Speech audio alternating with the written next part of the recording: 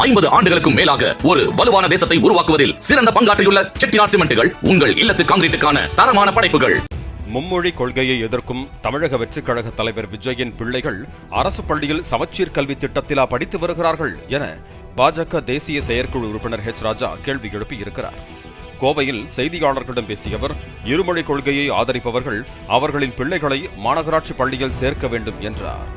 Mister விஜயோட குழந்தை எங்க படிக்குது? இருமொழி கொள்கையிலையா, சமச்சீர் கல்வியிலையா? டெல்மி.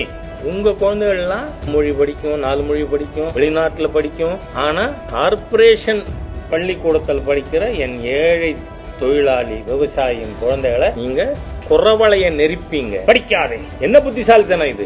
ஏழை எளிய குழந்தைகளை வஞ்சிக்கின்ற இந்த வேஷதாரிகளை இந்த தேர்தல்ல இந்த language policy will be one of the major issues in Tamil Nadu election. போட்டு பாப்போம்ங்கிறேன். உங்க குழந்தை படிக்குதே, நான் சொல்றேன், வெக்கம், மானம், ஈசர், ரோசம், சூடு, சொரணை ஏதாவது இருந்தா இந்த இருமொழி கொள்கை பேசக்கூடிய அனைத்து அரசியல் தலைவர்களும் 24 மணி நேரத்துல உங்க குழந்தைகளை இப்ப படிக்கிற இன்ஸ்டிடியூஷன்ல இருந்து வித்ட்ரா பண்ணி டிசி வாங்கி கவர்மெண்ட் ஸ்கூல்ல சேரு. அப்ப நீங்க யோக்கியமானவர்கள், நேர்மையானவர், நல்லவர், மக்கள் நலம் விரும்புவர் அப்படின்னு நான் ஏத்துக்கிறேன்.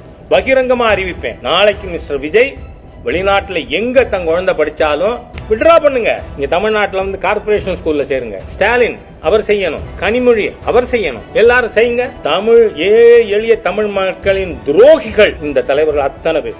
50 ஆண்டுகளுக்கும் மேலாக ஒரு வலுவான தேசத்தை உருவாக்குவதில் சிறந்த பங்காற்றியுள்ள செட்டிநாட் சிமெண்ட்டுகள் உங்கள் இல்லத்து கான்கிரீட்டுக்கான தரமான படைப்புகள்.